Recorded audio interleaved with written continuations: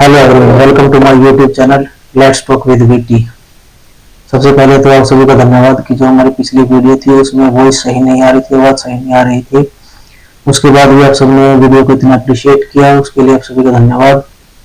तो आज हम जिस टॉपिक पर बात करने वाले हैं वो बात करने वाले हैं भगवान के बारे में। कि अगर हम देखें तो भगवान को भगवान क्यों कहा जाता है। अगर हम किसी वेद में, पुराण में या कहीं पर भी देखें तो भगवान शब्द का इस्तेमाल क्यों किया जाता है भगवान के लिए। तो भगवान शब्द में अगर हम देखें तो भगवान शब्द पंच तत्वों से मिलकर बना है, जिसमें कि ब से भूमि यानी कि धरती, ग से गगन यानी कि आकाश, व से वायु, आ से अग्नि, न से नीर यानी कि जल। तो जो पांच तत्वों से मिलकर बना है शब्द भगवान, इसीलिए जो भगवान है उनको पंच तत्वों का स्वामी माना जाता है। इसीलिए हम अगर देखें कहीं पर भी वेद में, पुराण में, हर जगह भगवान शब्द का इस्तेमाल किया जाता है। तो इसी कारण से जो हम धर्म अनुसार अंतिम संस्कार करते हैं, जिसमें धरती, अग्नि, वायु, आकाश चारों तत्वों में विलीन करते हैं और उसके बाद जो अस्थियां हैं उनको भी हम जल में प्रवाहित करते हैं। यानी कि जो शरीर है उसको हम धर्म अनुसार जो अंतिम संस्कार करते हैं उसको पंच तत्वों में विलीन करते हैं। और जो भगवान है वो पंच तत्वों के स्वामी कहलाते हैं। अब अगर हम बात करें कि भगवान के बारे में, कि कई चीजें ऐसी हैं जिसके बारे में लोग बोलते हैं कि वो चीजें कोई मिथ है या काल्पनिक है, कई चीजों के बारे में ऐसा बोला जाता है। तो उनके बारे में भी हम आज डिस्कस करेंगे। तो अब अगर कोई बोलता है कि भगवान तो एक है, एक ही भगवान है, तो ये जो भी अगर कोई और कहानियां हैं तो ये सब एक मिथ है या काल्पनिक है। तो ऐसा नहीं है कि वो काल्पनिक है, क्योंकि जो लोग सोचते हैं कि अगर भगवान एक ही है, और जो कुछ लोग ये मानते हैं कि भगवान का कोई स्वरूप नहीं है, कोई रूप नहीं है, तो ऐसा नहीं है। क्योंकि कुछ लोग मानते हैं कि भगवान का कोई स्वरूप नहीं है या भगवान का कोई रूप नहीं है, तो वो एक काल्पनिक चीज हो सकती है। क्योंकि अगर भगवान है और वो इतने प्राणियों को बना सकते हैं, इतने प्राणियों को रूप दे सकते हैं, स्वरूप दे सकते हैं, तो ये काल्पनिक ही होगा। कि अगर हम सोचे कि भगवान का खुद का कोई स्वरूप नहीं होगा, कोई रूप नहीं होगा, तो वो चीज काल्पनिक हो सकती है। पर जो भगवान इतने प्राणियों को कोई स्वरूप दे सकते हैं, तो उनका स्वरूप कोई भी रूप हो सकता है।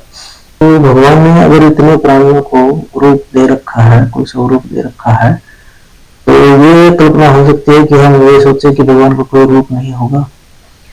क्योंकि जो भगवान इतने प्राणियों को रूप दे सकते हैं तो उनका भी कोई स्वरूप हो सकता है। तो अब अगर हम हमारे धर्म के अनुसार देखें तो हम भगवान के तीन रूप मानते हैं, जिसमें ब्रह्मा, विष्णु और शिव जी आते हैं।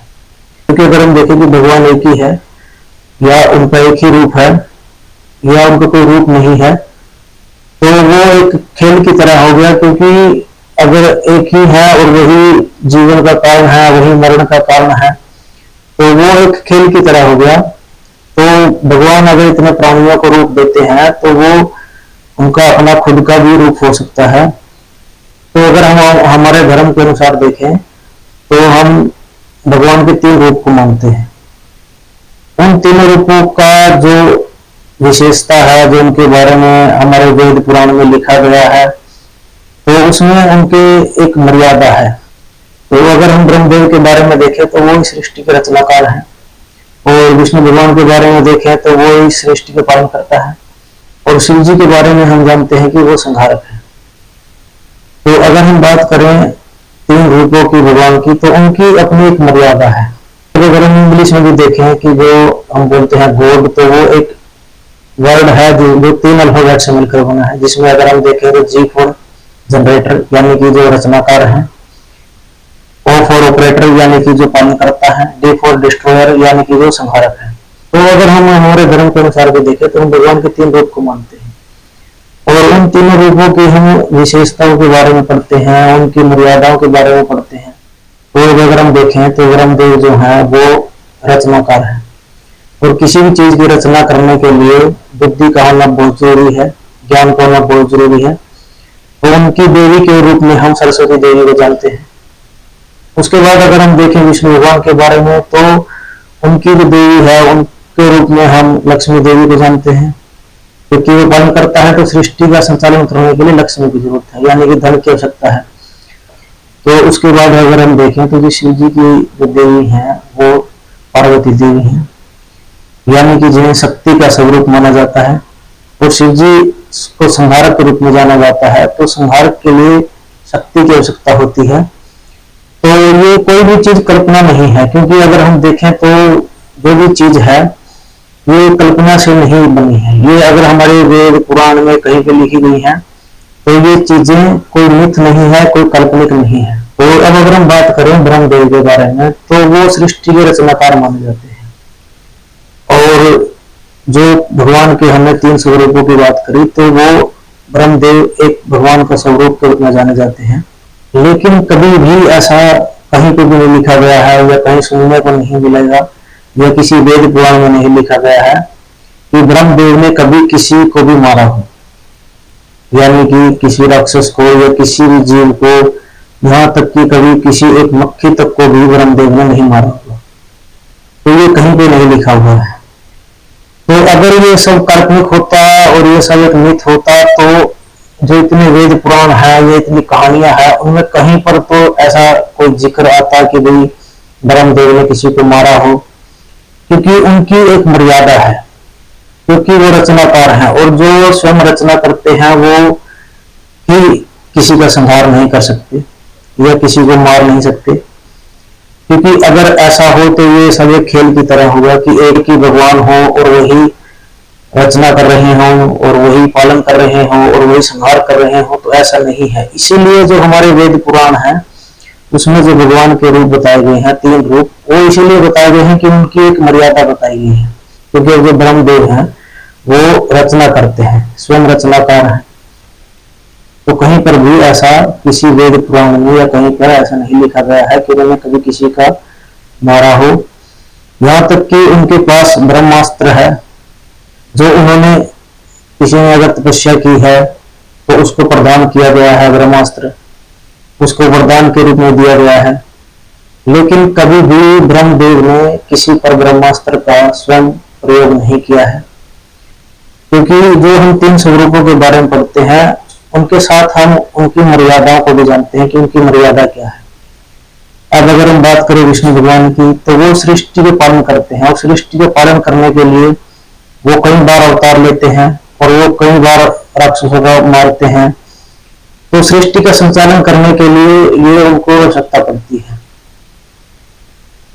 अब अगर हम बात करें शिव जी के बारे में तो संहारक है, और संहारक है इसीलिए शिव जी को अनादि बोला जाता है, यानी कि जिनका ना कोई आदि है ना कोई अंत है, यानी कि जिनका कोई आदि नहीं है, यानी कि जिनका जन्म नहीं हो सकता और ना ही अंत हो सकता, क्योंकि वो स्वयं संहारक है। तो अगर हम देखें तो शिव जी के बारे में हम जानते हैं कि उनके जो भी अवतार हुए हैं या तो वो साक्षात प्रकट हुए हैं या फिर उनके अंश अवतार के रूप में जन्म हुआ है। तो ये मर्यादा है, क्योंकि शिव जी स्वयं संहारक है तो वो उनका जन्म नहीं हो सकता, क्योंकि अगर वो उनका साधारण जन्म होगा तो उनका संहार भी नहीं हो सकता, क्योंकि वो स्वयं संहारक हैं। तो जो लोग बोलते हैं कि ये चीजें एक मिथ है, काल्पनिक है, तो काल्पनिक नहीं है, क्योंकि अगर हम देखें इतने वेद पुराण जो लिखे गए हैं उनमें जो लिखा गया है भगवान के बारे में, उनके 3 स्वरूपों के बारे में जो लिखा गया है, वो अगर 3 स्वरूप है तो तीनों स्वरूपों में उनकी मर्यादा है।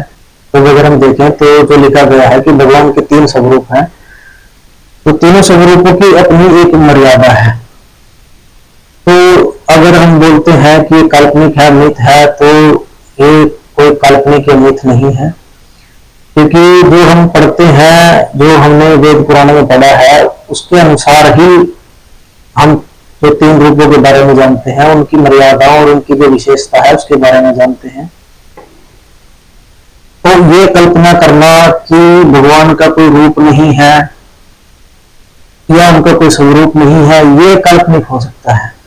ये कल्पना करना कि जो भगवान इतने जीवों को, इतने प्राणियों को रूप दे सकते हैं, उनका स्वयं का कोई रूप नहीं होगा।